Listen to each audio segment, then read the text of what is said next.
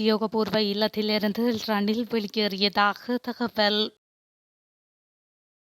தபால் மூல வாக்களிப்பில் 23 மாவட்டங்களில் அனுர வெற்றி. தமிழர்களின் ஒற்றுமையை பறைசாற்றிய அரியநேத்திரனின் வெற்றி. செல்வம் அடைக்கலநாதன் மகிழ்ச்சி. உத்தியோகபூர்வ அறிவிப்புக்காக காத்திருக்கும் அனுர தரப்பு. வரலாற்றில் அதிகூடிய வேட்பாளர்கள், செல்லுபடியற்றதாக்கப்பட்ட 1.5 லட்சம் வாக்குகள்.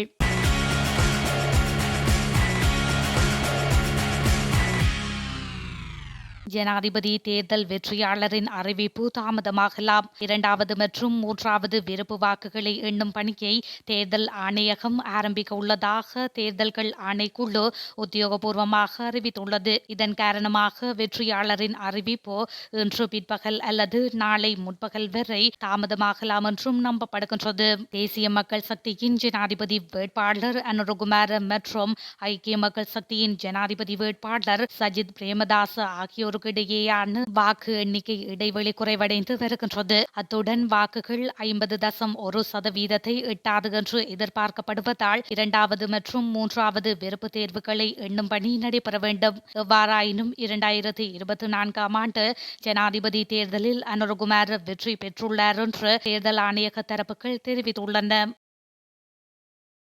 ஜனாதிபதி ரணில் விக்ரமசிங்க ஜனாதிபதிக்கான உத்தியோகபூர்வ இல்லத்திலிருந்து தனது பாரியார் சகிதம் வெளியேறியுள்ளதாக தகவல்கள் தெரிவிக்கின்றன. அவரும் அவரது பாரியார் பேராசிரியர் மைத்ரி விக்ரமசிங்கவும் அவர்களின் தனிப்பட்ட வாசஸ்தலமான கொள்ளுப்பட்டி 5ஆம் ஒழுங்கையில் உள்ள வீட்டுக்கு தற்பொழுது குடிபெயர்ந்துள்ளதாக கூறப்படுகின்றது. அத்துடன் வெற்றி பெறும் வேட்பாளரிடம் அதிகாரத்தை சுமூகமாக கையளிப்பதற்கான நடவடிக்கைகளை மேற்கொள்ளுமாறும் ஜனாதிபதி செயலாளருக்கு ரணில் விக்ரமசிங்க பணிப்புரை விடுத்துள்ளார் எனவும் கூறப்படுகின்றது.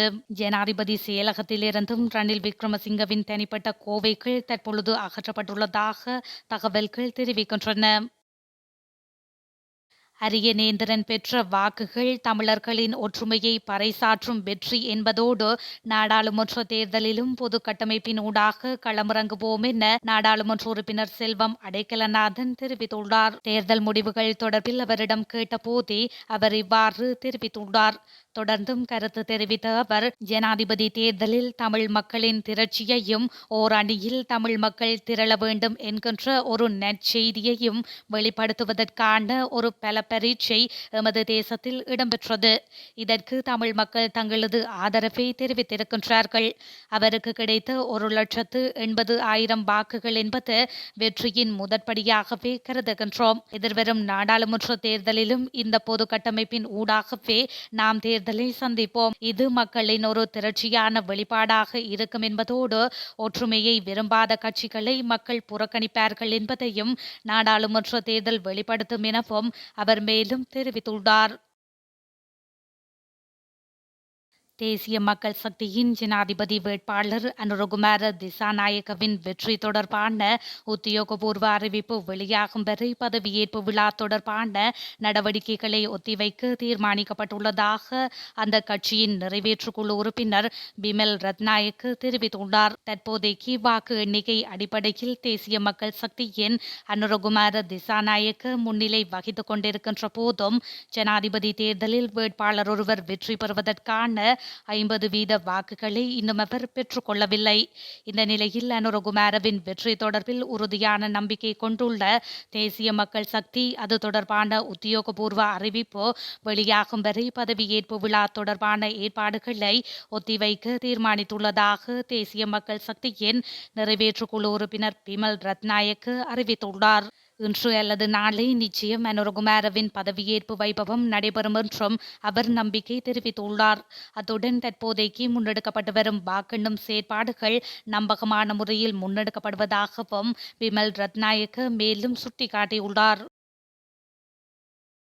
இம்முறை நடைபெற்ற ஜனாதிபதி தேர்தலின் போது தற்போதைய வாக்கு எண்ணிக்கை நிலவரப்படி சுமார் 1,50,000 வாக்குகள் நிராகரிக்கப்பட்டுள்ளதாக செய்திகள் வெளிவந்துள்ளன. இம்முறை தேர்தலில் வரலாற்றில் அதிகூடிய வேட்பாளர்கள் போட்டியிட்டதன் காரணமாக எந்தொரு வேட்பாளரும் 50% வாக்குகளை பெற முடியாது என்றொரு வாதம் முன்வைக்கப்பட்டிருந்தது. அதன் காரணமாக 2வது மற்றும் 3வது விருப்பு வாக்குகளை பயன்படுத்துமாறு பொதுமக்களுக்கு பல்வேறு அறிவுறுத்தல்கள் வழங்கப்பட்டிருந்தன. எனினும் அவ்வாறு 2ஆம் 3ஆம் விருப்பு வாக்குகளை அளிப்பதற்கான சரியான முறை குறித்த தெளிவு உரிய முறையில் வழங்கப்படாத காரணத்தினால் அவ்வாறு 2ஆம் 3ஆம் விருப்பு வாக்குகள் அளிக்கப்பட்ட வாக்கு சீட்டுகள் பெருமளவில் நிராகரிக்கப்பட்டுள்ளன. அவ்வாறு நிராகரிக்கப்பட்ட வாக்குகள் சுமார் 1,50,000 அளவில் இருக்கும் என்றும் தெரிய வந்துள்ளது. ஜனாதிபதி தேர்தலில் முன்னிலை வகிக்கும் தேசிய மக்கள் சக்தியின் தலைவர் அனுரகுமார திசாநாயகவுக்கு தமிழ் முற்போக்கு கூட்டணியின் தலைவர் மனோ கணேசன் வாழ்த்துக்கள் தெரிவித்துள்ளார். தனது எக்ஸ் தளத்தில் மும்மொழியிலும் மனோ எம்பி வாழ்த்துக்கள் தெரிவித்துள்ளார்.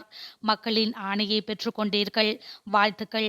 சஜித் பிரேமதாசவின் வெற்றிக்காக நாம் கடுமையாக பணியாற்றிய மத்திய மேல் சப்ரகமுவ ஊவா மாகாண வாக்காளர்களுக்கு தமிழ் முற்போக்கு கூட்டணி நன்றியை தெரிவிக்கின்றது. ஜனநாயக செயல்பாடு மிளர்ந்துள்ளதுடன் அனுரவின் வெற்றி பெண்மைத்துவம், சமூக நீதி ஆகிய கொள்கைகளை உள்ளடக்கிய புதிய இலங்கைக்கான ஆரம்பம் என நம்புகின்றேன் என்று அதில் மேலும் குறிப்பிடப்பட்டுள்ளது.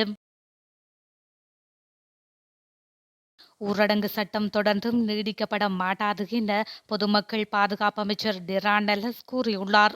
இலங்கையின் புதிய ஜனாதிபதியை தெரிவு செய்வதற்கான வாக்களிப்பு நடவடிக்கை நேற்றைய தினம் காலை 7 மணி முதல் மாலை 4 மணி வரையில் மேற்கொள்ளப்பட்டிருந்தது. இந்த நிலையில் பிற்பகல் 5 மணியாகும் போது வாக்கெண்ணும் பணிகள் ஆரம்பமாகியிருந்தன. இவ்வாறான சூழலில் நாடளாவிய ரீதியில் நேற்று இரவு 10 மணியிலிருந்து இன்று காலை 6 மணி வரை ஊரடங்கு சட்டம் நடைமுறைப்படுத்தப்பட்டிருந்தது. அதே நேரம் இன்று காலை ஊரடங்கு உத்தரவானது இன்று மதியம் 12 மணி வரையில் நீடிக்கப்பட்டிருந்தது. இந்த நிலையிலேயே தற்பொழுது ஊரடங்கு சட்டம் தொடர்ந்தும் நீடிக்கப்பட மாட்டாது என அறிவிக்கப்பட்டுள்ளமை குறிப்பிடத்தக்கது. தபால் மூல வாக்களிப்பு முடிவுகள் முழுமையாக வெளியிடப்பட்டுள்ளன. இதன்படி தேசிய மக்கள் சக்தியின் அனுரகுமார திசாநாயக்க மொத்தமாக 23 மாவட்டங்களில் தபால் மூல வாக்களிப்பில் வெற்றியீட்டியுள்ளார். யாழ்ப்பாணம் மற்றும் மட்டக்களப்பு மாவட்டங்களில் ஜனாதிபதி ரணில் விக்ரமசிங்க வெற்றியீட்டியுள்ளார். மேலும் ஐக்கிய மக்கள் சக்தியின் தலைவர் சஜித் பிரேமதாச வன்னி மாவட்டத்தில் வெற்றியீட்டியுள்ளார். வரெலியா, களுத்துறை, கண்டி, கம்பஹா உள்ளிட்ட பெரும்பாலான மாவட்டங்களில் அனுரகுமார திசாநாயக்க கூடுதல் வாக்குகளை பெற்றுக் கொண்டுள்ளமையும் குறிப்பிடத்தக்கது. இலங்கையில் நேற்று நடைபெற்ற ஜனாதிபதி தேர்தல் அமைதியாகவும் பெரிய வன்முறை சம்பவங்களோ இடையூறுகளோ இன்றியும் நடைபெற்றதாக உள்ளூர் மற்றும் வெளிநாட்டு தேர்தல் கண்காணிப்பு குழுக்கள் தெரிவித்துள்ளன. இந்த நிலையில் தேர்தலை வெற்றிகரமாக முடிக்க உதவிய தேர்தல் ஆணையகம் மற்றும் பாதுகாப்பு தரப்பினரை அவர்கள் பாராட்டியுள்ளனர். சுதந்திரமான மற்றும் நியாயமான தேர்தலுக்கான மக்கள் நடவடிக்கை அமைப்பின் தகவலின்படி நேற்று 108 முறைப்பாடுகள் கிடைத்துள்ளன.